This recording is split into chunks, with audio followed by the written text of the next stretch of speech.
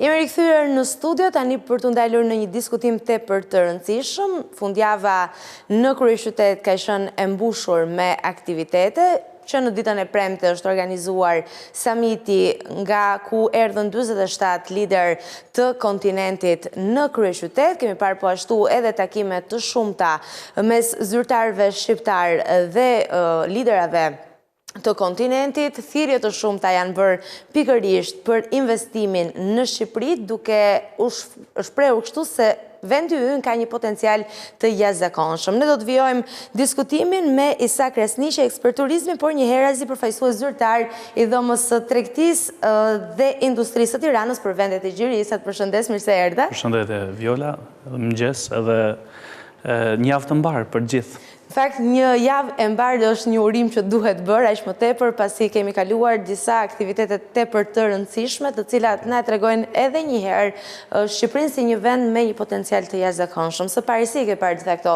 takime të fundjavës, në të cilat ti edhe ke qenë pjesë dhe ke pasur mundësi t'i shohësh edhe më nga afër? Atëherë sa i përket samitit të komunitetit politik të Europës, është një samit shumë i rëndësishëm, që organizohet pa tjetër me përmasa shumë të mëdhaja. Në Shqipëri erdhën 47 lider të Europës dhe jo vetëm. Është një samit i cili Shqipërisë për fat të mirë i jep një imazh goxha të madh dhe i jep siguri anës së turizmit. Ne si operator turistik na bën shumë punë, të jemi realist. Të gjithë mediat ndërkombëtare kanë folur për samitin, por jo vetëm, kanë folur edhe për Shqipërinë, edhe për traditat shqiptare. Mënyra se si u organizu samiti ishte goxha mbreslënse dhe e mirë. Kishte shumë detaje të cilat i dhanë një impakt goxha të lartë Shqipërisë në imazhin e saj. Shqipëria tashmë ka avancuar sa i përket imazhit të saj ndërkombëtar dhe kjo na bën të jemi akoma më krenar për arritjet e Shqipërisë, po themi për një të ardhme akoma më të mirë, pra siç e shpresojmë gjithë për futjen në Bashkimin Evropian. Ka pasur takime të shumta, megjithatë nga ajo çfarë ke vënë re, cilat po themi janë marrëdhëniet më të ngushta aktualisht të Shqipërisë, cili nga liderat europian ka shprehur më shumë dashuri për vendin tonë?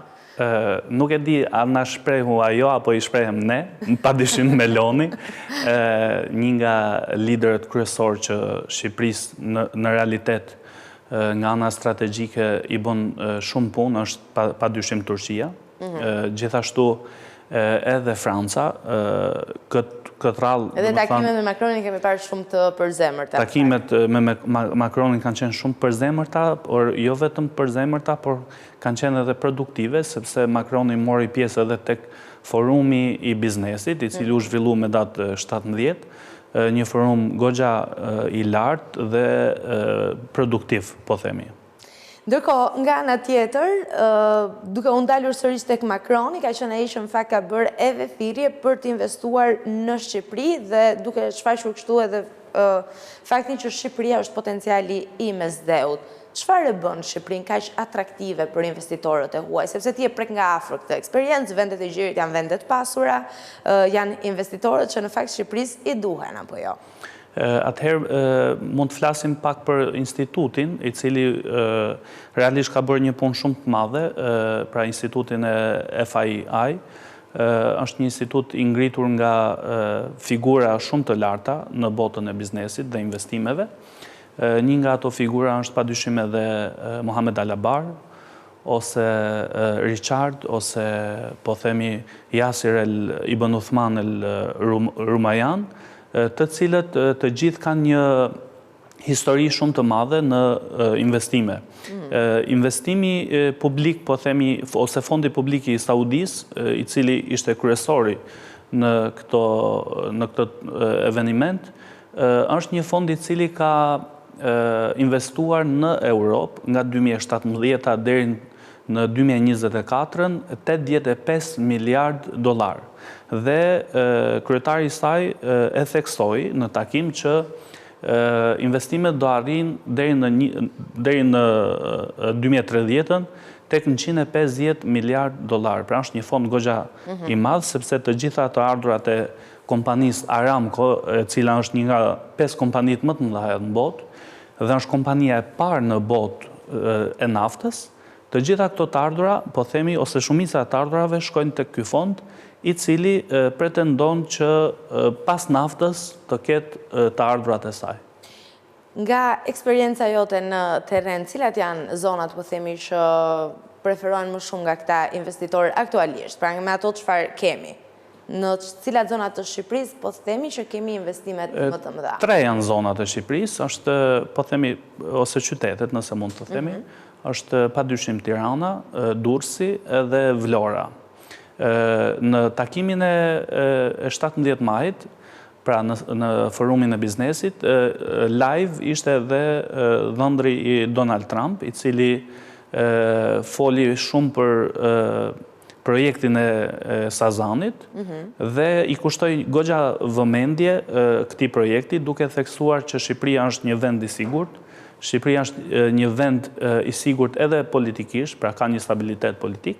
Gjithashtu përmendje dhe aeroportin e Vlorës, i cili nga projekti do jetë diku 10 minuta larg, që i ka dhënë një zhvillim goxha të madh edhe Vlorës. E vërtet, në fakt, duket sikur Shqipëria i ka të gjitha, është një vend kaq i vogël, por ka gjithçka në të njëjtën kohë. Stabilitetin, po themi, politik dhe sigurinë politike mbi të gjitha, nuk kemi konflikte fetare, pra jetojmë në harmoni dhe për këtë jemi shuar gjithmonë dhe një herazi kemi atraksione turistike të cilat mund të sjellin një zhvillim shumë të madh. Por, një herazi do doja ndalesha pak edhe tek impakti që ka pasur në ekonomi samiti në këtë fundjavë. Pra kemi pasur që nga dita e enjte, le ta themi, mbërritjen e disa prej liderave në kryeqytet, ditën e premte po ashtu, ditën e shtunë ka pasur zhvillime po ashtu. Çfarë ka ndodhur me ekonominë në vend gjatë këtyre ditëve? Po themi, 3 kanë qenë sektoret të cilat kanë përfituar më shumë të ky forum ose të ky summit. Sektori i parë është padyshim hoteleria, akomoduese, e cila hotelierët dolën në deklarata që përveç se është rezervuar 90% e akomodimit në zonën, po themi, përreth qendrës, janë rritur dhe çmimet me 20 deri 25% të çmimeve aktuale. E para kjo. E dyta, padyshim është edhe transporti i VIP-s. Të gjitha agjensitë kanë operu me delegacione të ndryshme, të cilat kanë qenë edhe pjesë e summitit, edhe pjesë e forumit të biznesit. Kishim të gjitha kapacitetet për ta përballuar këtë fluks? Po, i kemi pas, sepse nuk ka qenë, po themi, një fluks, normalisht ishte fluks i madh, por jo në ato përmasa të cilat do na bllokonte. E dyta pra ishte transporti, e treta ka qenë normalisht edhe restorantet. Dhe kanë pasur një rritje shumë të mirë. Shumë rritje shumë të mirë dhe kanë pas xhiro goxha të levërdishme, po themi. Isa, ke ndonjë informacion lidhur me ushqimet, po themi, që ju servirën liderave, çfarë provuan, ose për çfarë ka qenë interesim më i madh? Se kam përshtypjen ne kemi edhe një kulinari goxha të pasur, që gjithmonë i kuriozon të huajt, po aq më tepër nëse kuriozon një person i cili është lider dhe drejtuesi i një vendi, mund të na sjellë rrjedhimisht edhe shumë vizitorë të tjerë. Atëherë me sa pash unë isha pjesë, domethënë, e summitit edhe forumit të biznesit. Me sa pash unë nuk është ofruar një ushqim tradicional faktikisht, përveç të pritjes tradicionale me valle dhe kërcime, po themi, tradicionale dhe veshje popullore, ndërsa kjo ushqimi ka pas një ushqim, po themi, që të jetë i përshtatshëm për gjithë. I përshtatshëm për gjithë dhe europian, po themi, më shumë. Një ushqim i cili ishte, po themi, mix më shumë. Nuk ka pas diçka, po themi, domethënë, tradicionale. Besoj ja ka lënë kuriozitetit një vizite të dytë, po themi, për pjesën më të madhe. Po, ajo bëhet kur ka, po themi, delegacione të vogla, që mund t'ju ofrosh diçka të tillë, por është e rëndësishme të theksohet që kanë qenë çdo gjë falas. Ashtu siç thoshte edhe kryeministri, ju tha të gjithëve që i keni falas. Përcjelljen e këtij aktiviteti në mediat ndërkombëtare, si e ke parë? Se kemi parë edhe një prezencë të mediave më të mëdha, sepse padyshim është e rëndësishme që të ishin pjesë për sa kohë ishin mbledhur 47 lider nga i gjithë kontinenti. Siç thash edhe në fillim të intervistës, Shqipëria ka marrë një imazh goxha të mirë ndërkombëtarisht. Fakti i summitit e bën akoma më të madh imazhin e Shqipërisë nga ana sigurisë edhe nga ana e turizmit, nga gjitha anët. Vëmendje shumë të madhe kemi marrë nga mediat ndërkombëtare, por jo vetëm, nga Reuters, nga BBC, nga Al Jazeera, nga gjitha mediat ndërkombëtare. Ka pas një vëmendje goxha të madhe sepse Shqipëria tashmë një vend i vogël i cili është kandidat për në Bashkimin Evropian, por organizon të tilla evenimente historike. Për Shqipërinë është një ngjarje normalisht historike dhe është për t'u përgëzuar në realitet. Pra ka marrë një gjithçka ka shkuar në mënyrën e duhur. Në fakt, në këtë fundjavë Shqipëria ka qenë në qendër të vëmendjes jo vetëm për shkak të summitit, por patëm nga ana tjetër edhe përfaqësimin në Eurovision dhe duket sikur Franca në një farë mënyrë e shfaqej, nuk e di nëse edhe nuk do doja të arrija në konkluzionet pa qëna, por shfaqej atë admirimin për Shqipërinë edhe përmes 12 pikëve në Eurovision që tregon në një farë mënyrë impaktin që vendi ynë ka pasur. Si mund të përdoren aktivitetet të tilla për ta promovuar akoma edhe më shumë vendin, për nxitur zhvillimin ekonomik? Pra, mendon që do të ketë një impakt edhe nisur nga fakti që shumë media folën për Shqipërinë, për këtë vendin e vogël që tani duket se po e njeh gjithë bota? Atëherë, po themi tek forumi i biznesit, të gjithë pjesëmarrësit aty shprehen që Shqipëria paska qenë aq e bukur saqë nuk kemi dëgjuar për te. Një nga një që u njohëm me pjesëmarrësit, realisht kishin krijuar një figurë shumë të mirë për Shqipërinë dhe u shprehen që do ta vizitojnë prapë Shqipërinë dhe normalisht ne kemi agjenci turistike dhe ofruam edhe guida për pjesëmarrësit. I kemi dërguar edhe në Sarandë dhe në Vlorë. Pra shumicën e pjesëmarrësve. Vendet e zgjedhura, pra Saranda dhe Vlora. To janë sepse po themi Bregdetin e kemi goxha nivel të lartë dhe normalisht aty edhe krenohemi akoma më shumë.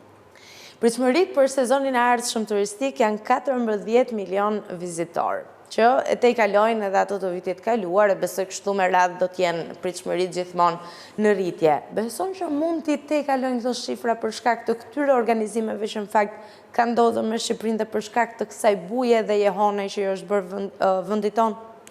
Këtë vit nuk mendoj që mund t'i kalojmë, mund t'i arrijmë 14 milion, por nuk mendoj që mund t'i kalojmë. Varet shumë edhe aeroporti i Vlorës, nëse do jetë në funksion aeroporti i Vlorës, edhe mund t'i kalojmë. Por me sa shoh dhe duket, aeroporti i Vlorës akoma nuk është, po themi, i gatshëm që të vazhdojë fluturimet normale.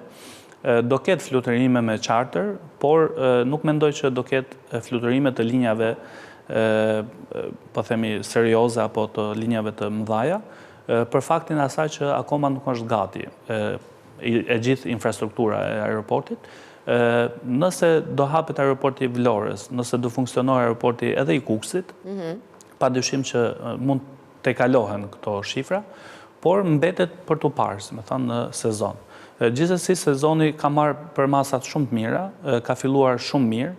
Le të themi që nuk ka përfunduar kur, sepse shifrat e tregojnë që edhe për gjatë periudhës së dimrit në Shqipëri ka pasur vizitorë të shumë nga vendet e huaja. Ne jemi pjesë e këtij realiteti dhe po të kalojmë në rrugët e Tiranës të paktën, po besoj edhe në çdo qytet tjetër, hasemi me gjuhë që nuk janë gjuha jonë, hasemi me njerëz të kulturave të ndryshme që rrjedhimisht na tregojnë për një vijimsi të turizmit për gjatë të gjithë sezonave dhe duket sikur po e arrim atë objektivin për të pasur një turizëm gjithvjetor? Shumë e rëndësishme është kjo që the. Turizmi gjithvjetor i jep Shqipërisë një ekonomi akoma më të madhe. Është shumë e rëndësishme që të punohet për infrastrukturën, sa i përket turizmit gjithvjetor, sepse ne e dim që nëse duam një turizëm gjithvjetor, duhet të organizojmë dhe të investojmë në turizmin në përgjithësi, por edhe atë dimror. Sot ne, për fat të keq, na mungojnë e para gjë skit, pra resortet e skive, të cilat detyrohemi t'i presim në Shqipëri dhe t'i dërgojmë... Pas probleme me ndryshimet klimatike këto kohë. Ka vende të cilat janë të përshtatshme, por gjithsesi kërkohet nga ana e, po themi, qeverisë, po edhe subjekteve private që të investojnë në turizmin gjithvjetor, në mënyrë që të ngrihet akoma më lart ekonomia shqiptare. Një pyetje të fundit, po jo më pak se të rëndësishme se sa të tjerat, sepse ka qenë diskutim që prej bujës së parë dhe bumit të parë turistik në Shqipëri, a na duhen ne shifrat e larta të turistëve. Dhe duke parë këtë organizim që është mbajtur së fundmi në Shqipëri, po edhe organizime të tjera të përmasave të tilla, edhe pse ky ishte, le të themi, më i madhi. Çfarë turistësh mendon që mund t'i sjellë Shqipërisë? Pra, mund të kemi një rritje të nivelit ekonomik të turistëve që vinë për të shpenzuar në Shqipëri, jo për një destinacion low cost, për një destinacion që nuk shpenzojnë shumë për akomodimin, për ushqimin edhe për gjithçka tjetër që ofrohet. Atëherë, unë e kam theksuar edhe në radhë tjera, ne për momentin në Shqipëri nuk kemi një turizëm elitar, ne kemi në Shqipëri një turizëm cilësor. Ne duhet të shkojmë drejt një turizmi elitar në mënyrë që ekonomia shqiptare të rritet akoma më shumë. Sepse shifrat janë të rëndësishme dhe shifrat përkthehen në ekonomi dhe në të ardhura, por jo në turizëm elitar. Ne na duhet të punojmë shumë të kjo pjesë në mënyrë që Shqipëria të ngrihet në imazhin më të lartë të turizmit. Kjo funksionon në momentin që shteti dhe qeveria investon në infrastrukturë, privati investon në resorte dhe hoteleri, dhe të dyja bashkë shkojnë përkrah njëra tjetrës derisa të arrihet qëllimi. Qëllimi është që Shqipëria të shkojë tek turizmi elitar, sepse e gjithë fokusi i botës përqendrohet tek turizmi elitar, jo tek turizmi cilësor. Sepse është ai që sjell më shumë të ardhur për ekonominë e vendit. Sepse ai është fiks që sjell të ardhura dhe punësohen akoma më shumë njerëz. Sa më turizëm cilësor dhe elitar të ketë, aq më shumë punonjës dhe krah pune do ketë për Shqipërinë. Po, besojnë që është ky samit që do na sjell disa turistë elitarë? Padyshim që po. Padyshim që po.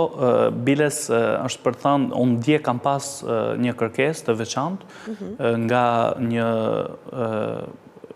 grua e cila është nga Pallati Mbretëror i Arabisë Saudite për kalerim.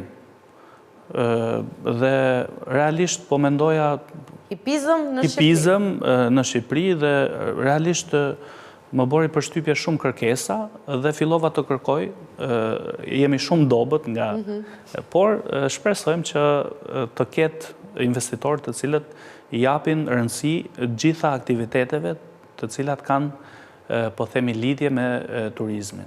Po besoj kjo është një punë që nuk bëhet vetëm nga, po themi, politika, jo, por janë të gjithë faktorët duhet të mblidhen. Duhet të bashkëpunojnë në mënyrë që të kemi një produktivitet sa më të lartë. Megjithatë, gjithçka duket pozitive deri në këto momente. Isa të falenderoj shumë për bisedën dhe të uroj punë sa më të mbarë, sepse ndërkohë që ne tjerët fillojmë edhe ulim ritmin, po themi, sepse shkojmë drejt fundit, për ju që jeni operator turistik dhe punoni me këtë industri në Shqipëri, kjo është periudha më intensive dhe më ngarkuar e vitit. Patjetër. Shumë faleminderit edhe juve për bisedën e këndshme dhe ju urojmë një sezon gjithëve operatorëve turistik të mbarë.